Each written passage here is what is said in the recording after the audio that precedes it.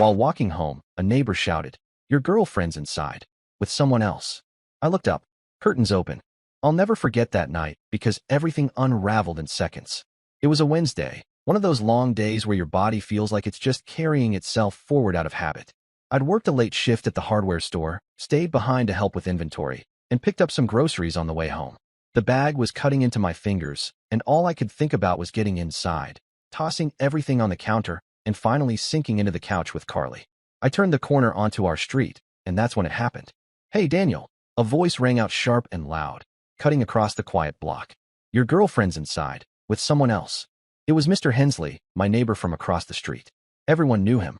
Retired cop, mid-60s, built like a bulldog. He had no filter and didn't care who knew it. He was the type who'd shout at kids for skateboarding on the sidewalk or bang on your door if he thought your music was 2 notches too high. People rolled their eyes at him, but deep down, we all knew he was never wrong. At first I thought he was joking.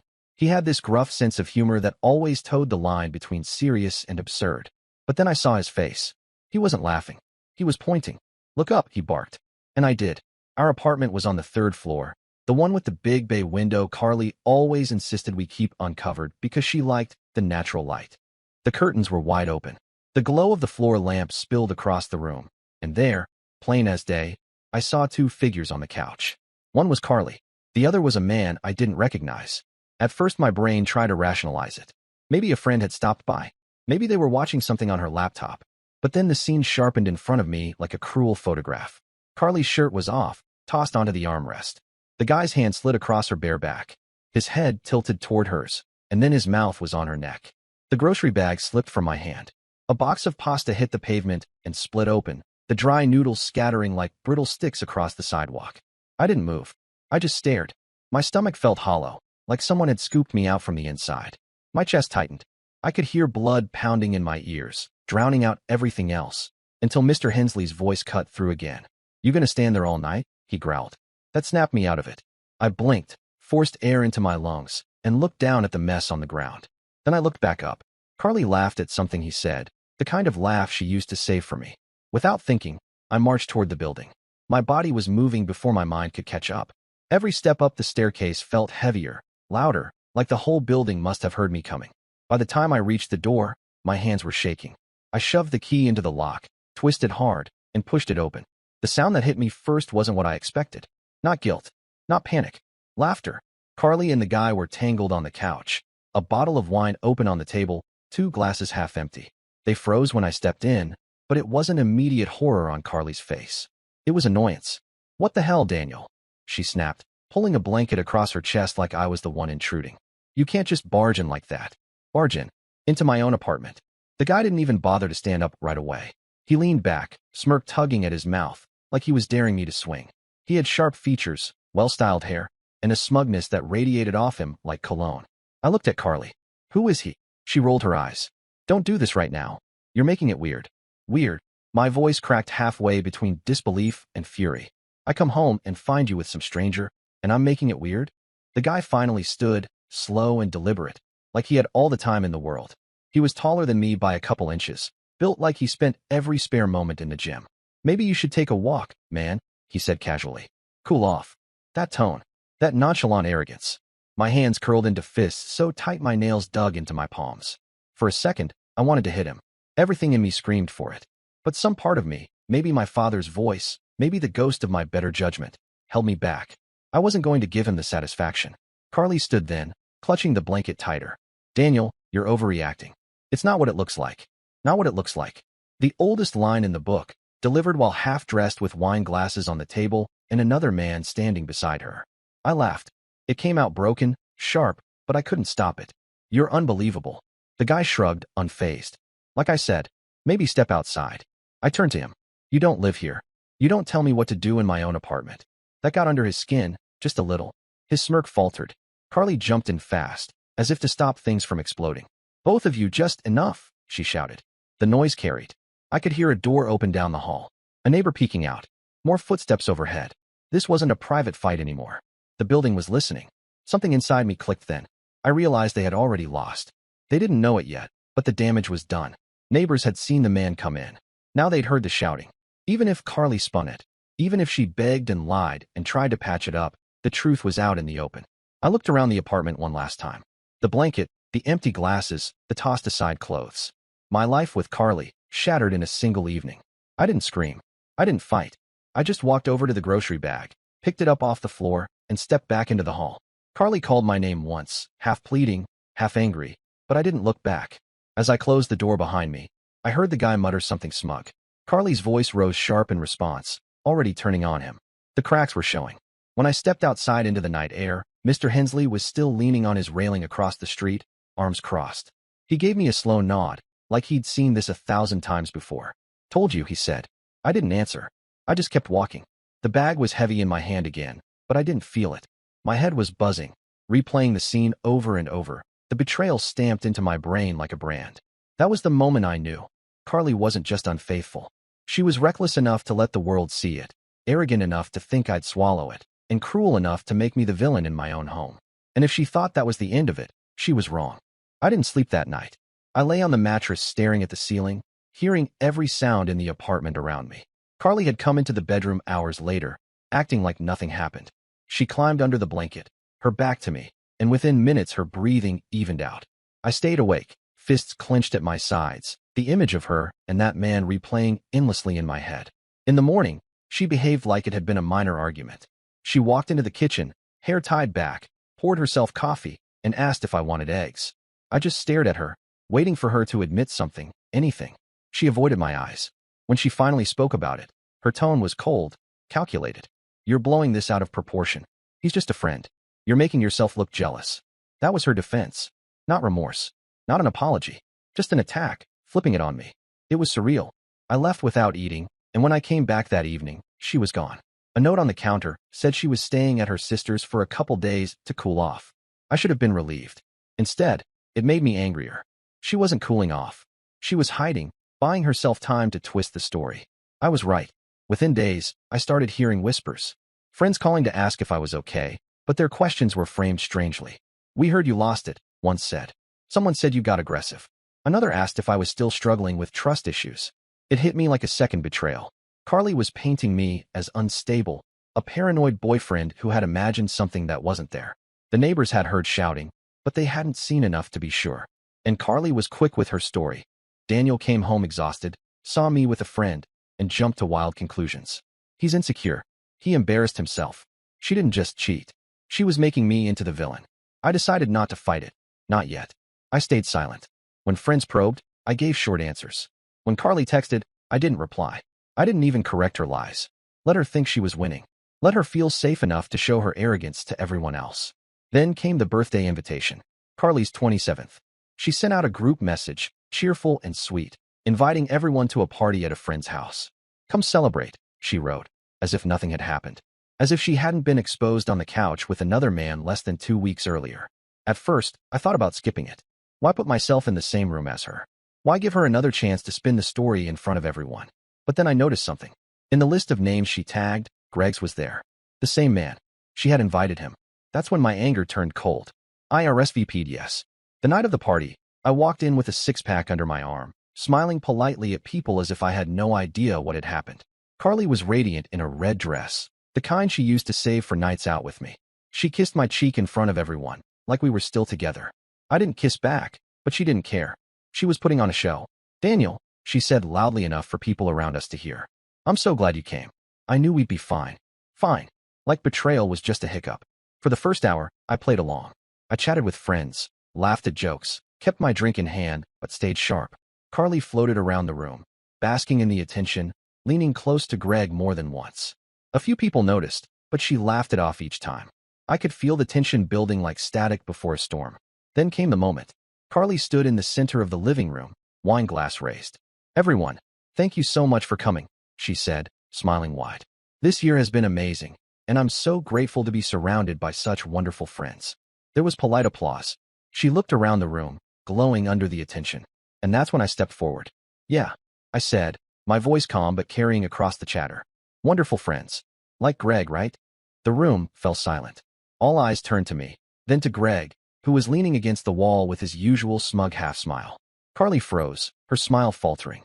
"What are you doing?" she whispered, but the hush in the room made it louder than she intended. I set my drink down on the table and looked directly at her. 2 weeks ago, I came home and found you half naked on the couch with him. Curtains wide open. Mr. Hensley across the street saw it too. Do you really want to pretend it didn't happen? Gasps. A couple people turned their heads toward Greg, who tried to laugh it off. Man, you're crazy. That's not what happened. But the way he said it lacked conviction. He shifted his weight uncomfortably. Sophie, Greg's fiancée, had been standing near the kitchen. Her glass slipped from her hand and shattered on the floor. She stared at him, her face pale, lips trembling. Greg, she whispered. Now the room was buzzing. People whispering, exchanging glances, staring at Carly like they'd never seen her before. Carly tried to regain control, her voice rising in desperation. He's lying. Daniel's just jealous. He's twisting everything. But it was too late. Sophie shoved past her, storming out the front door with tears streaming down her face. Someone else muttered, I knew it, under their breath. The whispers spread like wildfire. I didn't shout. I didn't rant. I just looked at Carly one last time, her face pale and trembling, then turned and walked out. Behind me, I heard voices rising, accusations flying, Greg trying to defend himself, Carly snapping back. The party had collapsed into chaos.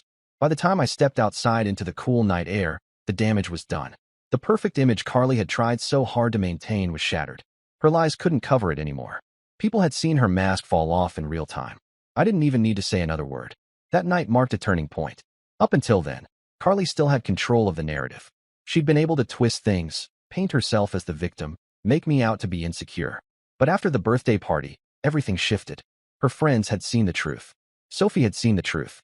And Greg, for all his smugness, had crumbled when the spotlight turned on him. I went home, sat on the edge of my bed, and felt the first wave of calm I'd had in weeks. Not because I was over it, but because I knew the tide had turned. Carly wasn't just a cheater anymore. She was a liar exposed in front of everyone she cared about. And I wasn't the only one she'd betrayed. That was only the beginning. The birthday party detonated like a grenade, but the shrapnel didn't stop flying when I walked out the door. For the first 24 hours, my phone buzzed nonstop. Some messages were sympathetic. Man, I had no idea.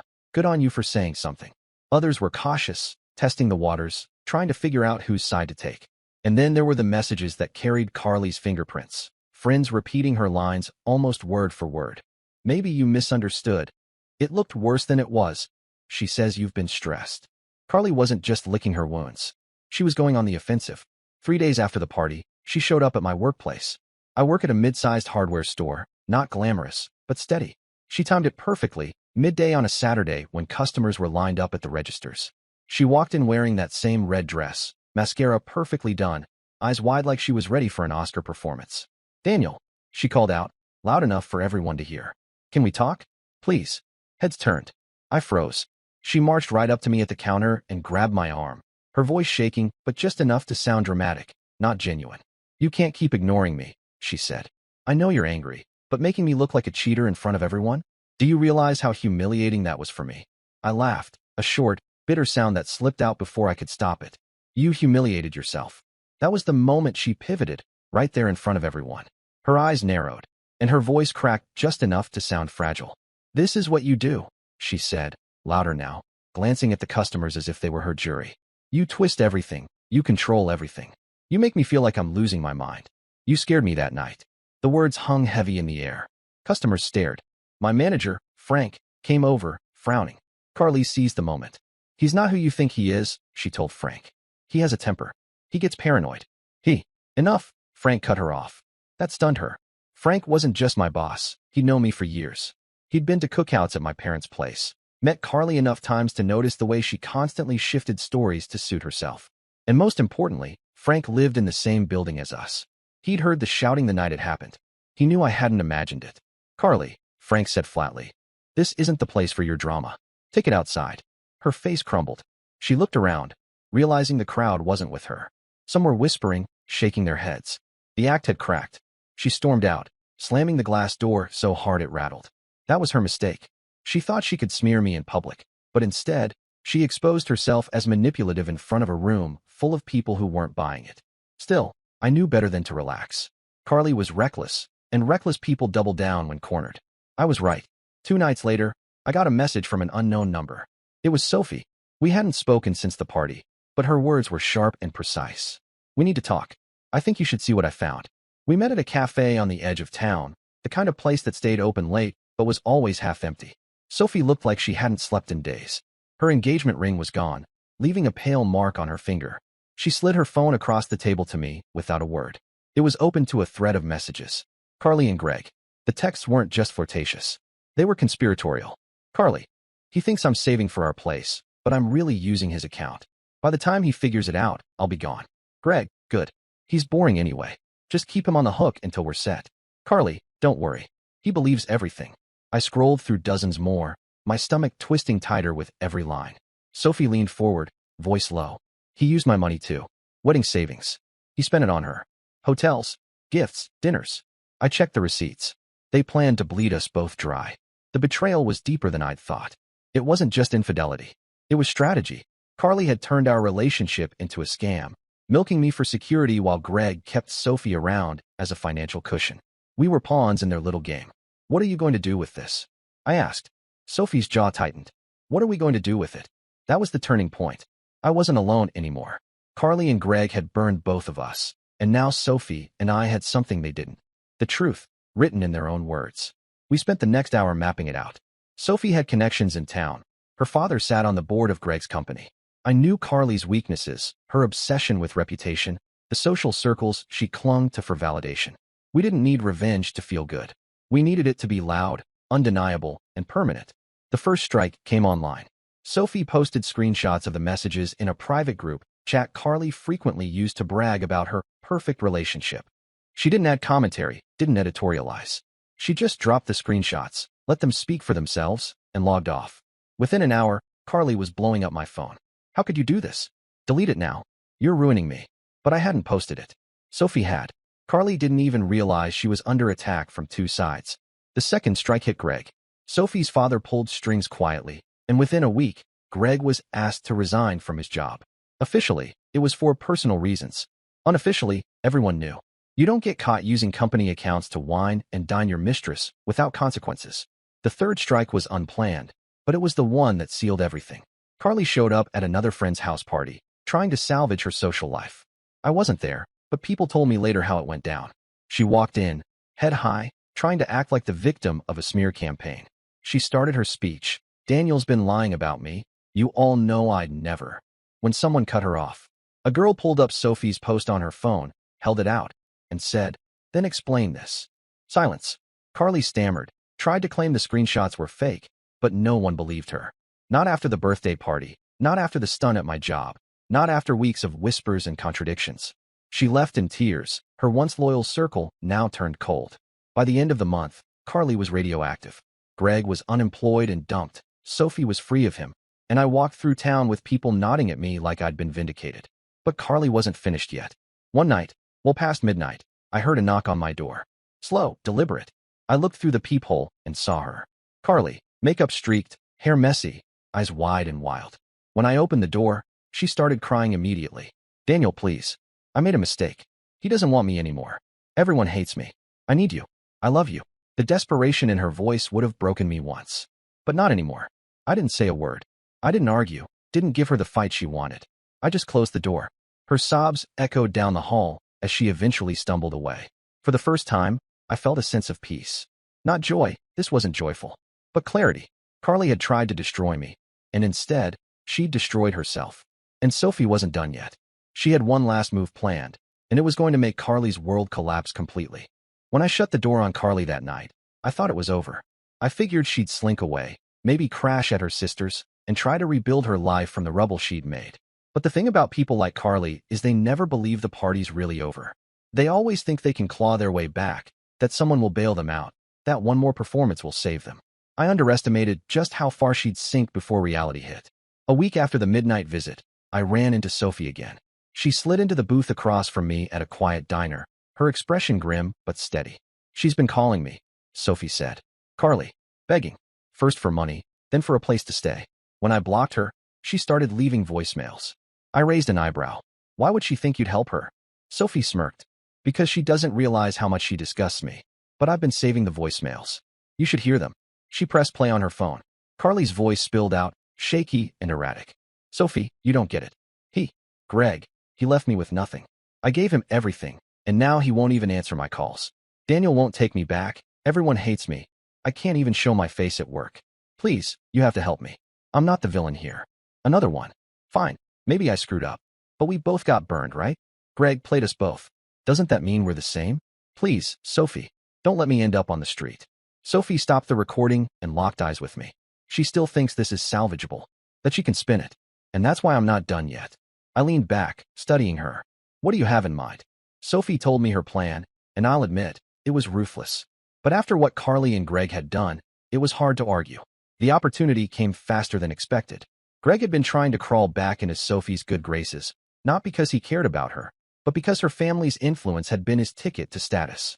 He showed up at her father's business dinner, uninvited, and tried to make a case for himself.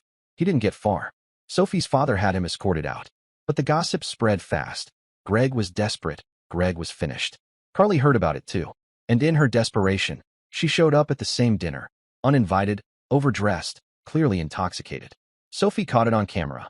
Carly stumbling up to Greg in the parking lot, screaming at him for abandoning her, clawing at his jacket while he shoved her off. A security guard pulled them apart, and Carly collapsed against the curb, wailing. Sophie didn't just keep the footage. She shared it. With everyone. Within hours, it was circulating in the same friend groups Carly once ruled. The pristine, put-together image she'd curated for years was obliterated in 30 seconds of messy video. No more pretending she was the wrong girlfriend. No more spinning the story. The whole town saw her as what she really was. Desperate, manipulative, and discarded. Greg didn't escape unscathed either. The video made him look weak, petty, and abusive. His reputation tanked further. He left town within weeks, probably chasing some new opportunity where his name wasn't already dirt. Carly, though, she didn't have an escape hatch. She lost her apartment when she couldn't keep up with rent. Her sister let her crash for a while, but kicked her out after one too many drunken nights. With no job, no friends, and no family willing to put up with her chaos, she ended up working part-time at a discount clothing store on the edge of town. I heard it from a neighbor who'd seen her behind the register, pale, tired, with that same brittle smile she used to weaponize. And me? I moved out of the old building, packed my things, signed a lease on a new place, and cut ties with that chapter of my life. I ran into Mr. Hensley one last time while I was hauling boxes into the moving truck. He leaned against his railing, arms crossed, watching me with that knowing stare. "Didn't I tell you?" he said. "You did," I admitted. He grunted. "You handled it better than most would've. Don't let her kind drag you down again." I nodded, and for the first time in weeks, I felt the weight lifting off my shoulders. But the real closure came a month later. I was walking downtown when I spotted her. Carly, standing outside the store in her faded uniform, cigarette in hand, staring blankly at the traffic. She didn't see me, but I saw her, and for a moment, I felt nothing. No rage, no sadness, no satisfaction. Just nothing. That's when I knew I was finally free. She had tried to ruin me, to make me the fool, the villain, the paranoid boyfriend. But in the end, she ruined herself. And the best part? I didn't have to lift a finger.